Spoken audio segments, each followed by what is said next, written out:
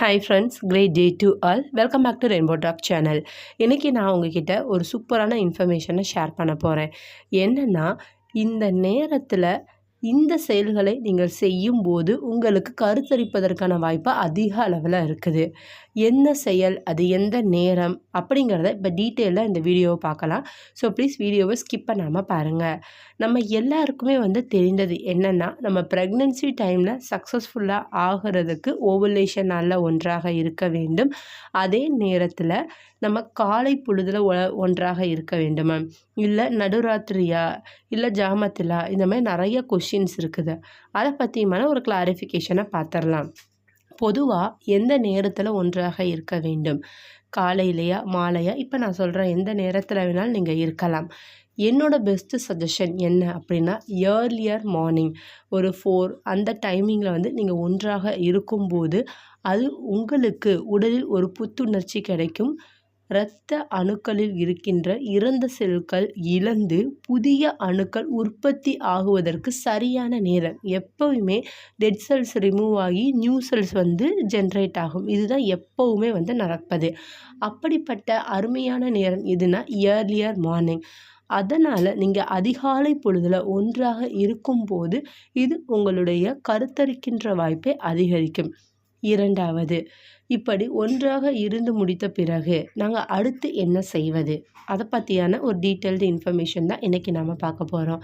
ஒன்றாக இருந்து முடித்த பிறகு என்ன பொசிஷனில் முதல்ல, எப்பயுமே கருத்தரிப்பதற்கு நார்மல் பொசிஷன் தாங்க. கணவர் மேலேயும் மனைவி கீழேயும், டாப் பாட்டம், இந்த பொசிஷன் மட்டுமே ஏர்லியர் ப்ரெக்னென்சிக்கு ரொம்ப ரொம்ப ஹெல்ப்ஃபுல்லாக இருக்கும். ஸோ இந்த பேசிஸில் நீங்கள் ஒன்றாக இருங்கள். அதே நேரத்தில் இருந்து முடித்த பிறகு என்ன பண்ணணும், அப்படியே இடது பக்கமாக லெஃப்ட் சைடில் ஒருக்கணித்து படுக்க வேண்டும். எதுக்குங்க லெஃப்ட் சைடு, நான் ரைட் சைடில் படுக்கக்கூடாதா, இல்லை நான் மல்லாந்து படுக்கக்கூடாதா, இல்லை குப்புறக்க படுக்கக்கூடாதா, இல்லை காலை குத்த வைக்கக்கூடாதா, இந்த மாதிரி நிறையா கொஷின்ஸ் இருக்கும். இது எதுவுமே பண்ணக்கூடாது. ஏன் அப்படிங்கிற காரணத்தை சொல்லிடுறேன். பொதுவாக கர்ப்பப்பையில் இரத்த ஓட்டம் குறைவாக இருப்பது மற்றும் இரத்த ஓட்டம் சீரில்லாமல் இருப்பது, இப்படி இருக்கிறது தான் நம்மளுடைய ப்ரெக்னென்சி தாமதமாகிக்கிட்டே இருக்குது. அப்படிப்பட்ட நம்ம ப்ரெக்னென்சியின் கர்ப்பப்பையின் இரத்த ஓட்டத்தை சீராக மாற்றுவதற்கு இடது பக்கமாக ஒருங்கிணைத்து ஒரு 5லிருந்து 10 நிமிடங்கள் போதுமானது. அதிகபட்சம் 10 நிமிஷம் மட்டும் போதுமானது. ஒருங்கிணைத்து படுத்து விடுங்கள். ஏனென்றால் இப்படி ஒருங்கிணைத்து படுக்கும்போது முதல் அட்வான்டேஜ், நம்மளுக்கு கர்ப்பப்பையில் இரத்த ஓட்டம் ரொம்ப ஃபாஸ்ட்டாக இருக்கும். அதே இது ரெண்டாவது அட்வான்டேஜ் என்னென்னா, ஒரு சில பெண்களின் கணவன்மார்கள், அதாவது உங்களுடைய பார்ட்னர்ஸ்க்கு ஸ்பெர்ம் குவாலிட்டி லைட்டாக புவராக இருக்குது. இதனால் மொட்டிலிட்டி தன்மை குறைவாக இருப்பது. மொட்டிலிட்டி அப்படின்னா அந்த விந்தணுக்கள் ஊர்ந்து செல்லும் தன்மை லைட்டாக குறைவாக இருக்குது. இல்லை மார்ஃபாலஜிங்கிறது என்னென்னா, விந்தணுவினுடைய உருவ அமைப்பு கழுத்து, தலை, உடல், வால் இந்த மாதிரி தான் இருக்கும். இப்படி உருவ அமைப்பில் மாறுபாடு இருக்கும். அதை நம்ம பரிசோதனை மூலமாக தான் கண்டறிய முடியும். மார்ஃபாலஜியை பற்றி 2 ஹெட்டாக இருக்கும் சில பார்ட்னருக்கு, இல்லை வால் இல்லாமல் இருக்கும், தலை இல்லாமல், இந்த மாதிரி ஹார்மோலஜியில் ரொம்ப ப்ராப்ளமாக இருக்கும். அது ஒரு தடவை பரிசோதனை செய்து விடுங்கள். இப்படி அந்த மார்ஃபாலஜியில் உங்களுக்கு ப்ராப்ளம் ரொம்ப குறைவாக இருக்குது, எனக்கு மோட்டிலிட்டி வேகம் குறைவாக இருக்குது அப்படிங்கிறவங்களுக்கு இந்த லெஃப்ட் சைடு ஒருங்கிணைத்து படுக்கும்போது இதனுடைய வேகம் கூடுதலாக இருக்கும்.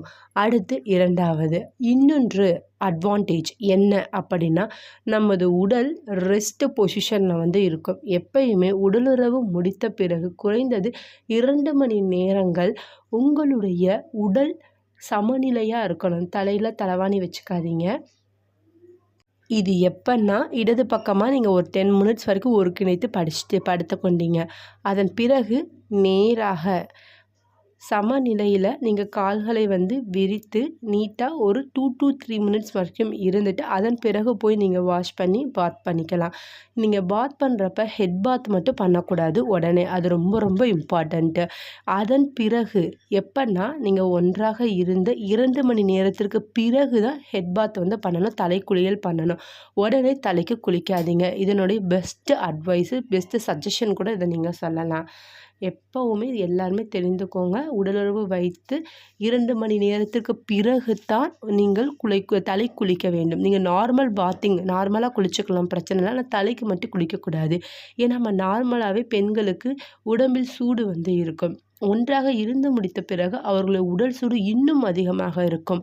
ஆனால் அது சர்டைன் பீரியடுக்கு மட்டும்தான் இருக்கும். ஒரு குறிப்பிட்ட கால அளவுக்கு மட்டும்தான் அந்த சூடு இருக்கும். ஆனால் அந்த சூடுனால எந்த பாதிப்புமே கிடையாது.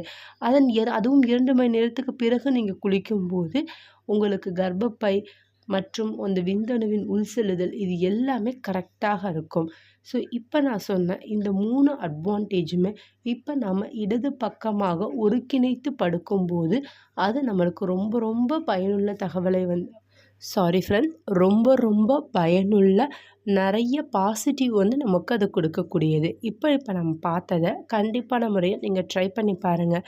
உங்களுக்கு ஏதேனும் சந்தேகங்கள் இருக்குது, இல்லை சிஸ்டர் எனக்கு ரொம்ப பர்சனல் டவுட்டாக இருக்குது, இதை யார்கிட்டையும் கேட்க முடியல அப்படின்னு ஃபீல் பண்ணுறீங்கன்னா நீங்கள் கீழே இருக்க கமெண்ட் பாக்ஸில் வந்து உங்களுடைய கமெண்ட் வந்து மென்ஷன் பண்ணுங்கள். இல்லை நீங்கள் பர்சனலாக என்னை காண்டாக்ட் பண்ணணுன்னு நினச்சிங்கன்னா என்னுடைய மெயில் அட்ரஸ் வந்து காண்டாக்ட் அட்ரஸ்ன்னு கீழே இருக்கும் டிஸ்கிரிப்ஷன் பாக்ஸில், அதை நீங்கள் என்னை காண்டாக்ட் பண்ணுங்கள்.